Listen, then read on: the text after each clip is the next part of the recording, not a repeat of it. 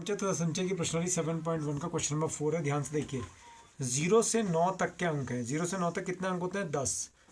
ठीक है, का प्रयोग करना है हमें। और कितनी? 5 अंकों की, यानी कि 0 से 9 तक जो अंक है उनमें से केवल कितने अंक हमें चूज करने हैं? 5 अंक लेने हैं और एक टेलीफोन नंबर हमें बनाना है। ठीक है, कितने टेलीफोन नंबर बनाए जा सकते हैं? यदि प्रत्येक नंबर जो भी नंबर आप बनाएंगे वो 67 से स्टार्ट होना चाहिए, प्रारंभ होना चाहिए। और कोई अंक, देखिए कंडीशन आ गई, कोई भी अंक एक बार से अधिक नहीं आता है, यानी कि अंकों की पुनरावृत्ति की अनुमति नहीं है।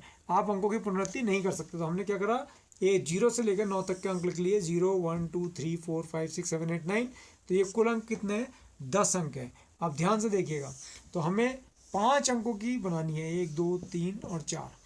5 अंकों का टेलीफोन नंबर बनाना है और पहले 2 प्लेस पर जो अंक होगा वो 67 के अलावा कुछ नहीं हो सकता, यानी कि वो 67 से शुरू होगा। तो अब हमारे पास केवल एक ये प्लेस और ये प्लेस पर अंक रखने हैं। तो 67 आ चुके हैं, तो यहाँ से हम 6 को और 7 को हटा देते हैं। मैं क्यों हटा रहा हूँ यहाँ से 6 और 7 को? क्योंकि इनकी पुनरावृत्ति दोबारा नहीं हो सकती। We can not repeat these numbers again. तो 6 और 7 दोबारा नहीं आ सकते हैं। तो अब मेरे पास कितने नंबर बचे? 0 1 2 3 4 5 8 9, यानी कि 10 में से हमारे पास 2 चले गए, 2 हमने ले लिए, तो कितने बचे? 8। 8 नंबर में से मुझे कितने स्थानों को भरना है? 3 स्थानों को भरना है। ठीक है, तो लिखो शेष 8 अंकों में से, शेष अंक 8 अंकों में से 3 अंक लेकर बने क्रमचयों की संख्या यदि अंकों की पुनरावृत्ति की अनुमति नहीं है, अंकों की पुनरावृत्ति की अनुमति नहीं है, तो क्या होता है? NPR। तो कितने अंक है? 8। और 8 में से मुझे लेने कितने हैं? 3। 8 में से 3 अंक चुनने हैं, तो R की वैल्यू होगी factorial 8 upon factorial 8 minus 3, factorial 8 upon factorial 5।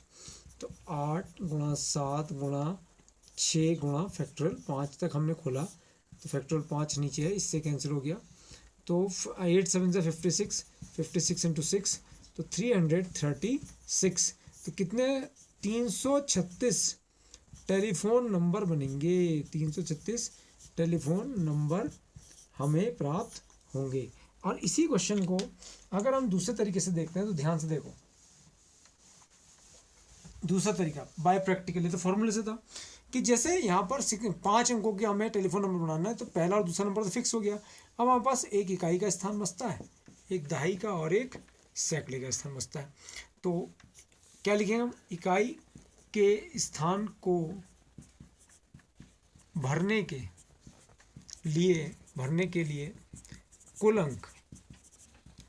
अब आपको पता है 6 और 7 तो चले गए, तो अब कितने अंक बचे हैं ऊपर? 8। तो कितने अंक है हमारे पास? इकाई के स्थान को भरने के लिए 8 अंक है। तो कोई एक अंक यहाँ पर आप रख दीजिए। तो मान लीजिए मैंने 0 रख दिया यहाँ पर। ठीक है, अब दाही के स्थान को भरने के लिए कुल अंक। क्या अब 0 दोबारा आ सकता है? तो 0 भी नहीं आ सकता, पुनरावृत्ति तो हो ही नहीं सकती अंकों की। तो अब कितने अंक बचे मेरे पास? 7।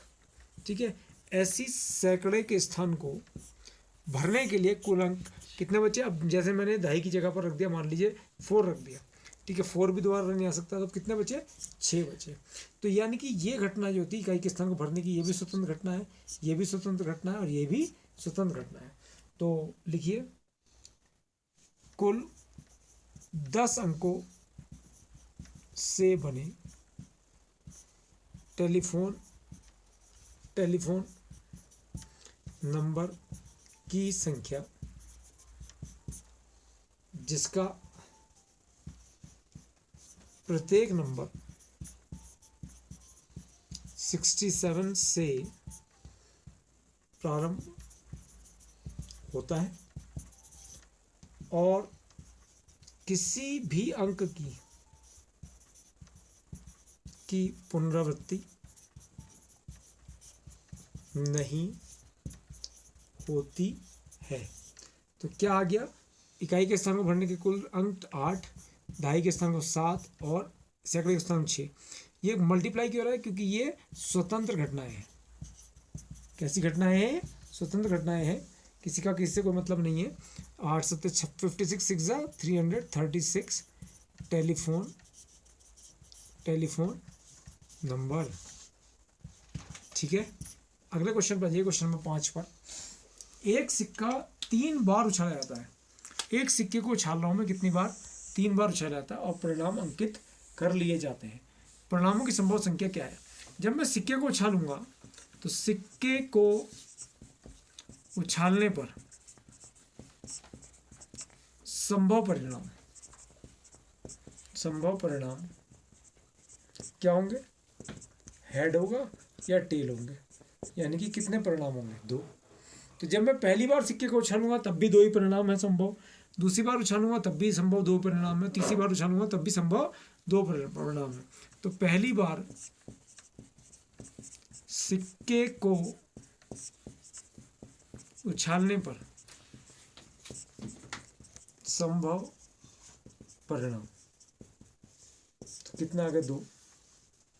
दूसरी बार सिक्के को उछालने पर संभव परिणाम 2, और तीसरी बार सिक्के को उछालने पर संभव परिणाम 2। तो ये स्वतंत्र घटना है। पहली बार उछालने का फर्क दूसरी बार उछालने पर नहीं पड़ता है। ऐसा नहीं हो रहा कि पहली बार उछाल रहे हैं हम सिक्का तो दूसरी बार नहीं उछाल पा रहे हैं, और दूसरी बार वाले का तीसरी बार पे नहीं पड़ता है। तो कैसी घटना है, स्वतंत्र घटना है। तो लिखो इस प्रकार, सिक्के को 3 बार उछालने पर संभव परिणाम 2 गुणा 2 गुणा 2, गुणा क्यों कर रहे हैं, स्वतंत्र घटना है, 8। तो कितने संभव परिणाम है, 8। इसी को करने का दूसरा तरीका देखिए। ठीक है, क्या हो रहा है कि जो परिणाम है वो रिपीट हो रहे हैं, यानी कि H और T दूसरी 2 बार आ रहे हैं। ठीक है, तो सिक्के को 2 बार 3 बार उछालने पर संभव परिणाम, तो संभव परिणाम देखिए, तो रिपीट हो रहे हैं परिणाम। पहली बार उछालूंगा तब भी हेड या टेल, दूसरी बार उछालूंगा तब भी हेड या टेल, और तीसरी बार उछालूंगा तब भी हेड या टेल। तो n की पावर r, जब रिपीट होता है तो n की पावर r, परिणाम रिपीट हो रहा है तो 2 की पावर 3, परिणाम में 2 हेड या टेल, और कितनी बार उछालें, 3 बार, 2 की पावर 3 कितना होता है, 8। एक मेथड इसका ये भी है। क्वेश्चन नंबर 6 देखिए, भिन्न भिन्न कलर के, जो अलग अलग डिफरेंट कलर्स के हमारे पास 5 झंडे हैं, 5 झंडे हैं दिए गए हैं, इनसे कितने विभिन्न संकेत करने हैं हमें। संकेत का मतलब कि झंडों को लेकर इशारा करना है, बनाए जा सकते हैं। तो 5 में से कितने झंडे लेकर, प्रत्येक संकेत में, यानी कि जब पहला आप संकेत करेंगे तो उसमें 2 ही झंडे लेने, एक के नीचे दूसरे के प्रयोग की आवश्यकता पड़ती है। तो बहुत आसान प्रश्न है, 5 झंडों में से 2 झंडे लेकर संकेत करने के, विभिन्न संकेत करने के, विभिन्न संकेत करने के कुल तरीके, 5 में से कितने लेने हैं, 2, तो NPR। तो डाउट होता बच्चों को n क्या ले, जितने हमारे पास झंडे हैं वो n 5, और उसमें से कितने लिए हमने, 2 लिए, 5p2, तो फैक्टोरियल 5 और फैक्टोरियल 5 - 2, तो फैक्टोरियल 5 अपॉन फैक्टोरियल 3, फैक्टोरियल 5 को खोलो, 5 गुणा 4 गुणा फैक्टोरियल 3 अपॉन फैक्टोरियल 3, फैक्टोरियल 3 से 3 कट गया, तो 5 चौक 20। तो आप कितने प्रकार से 20 संकेत कर सकते हैं, कितने विभिन्न संकेत कर सकते हैं, 20 संकेत आप इससे कर सकते हैं 5 में से 2 झंडे लेकर।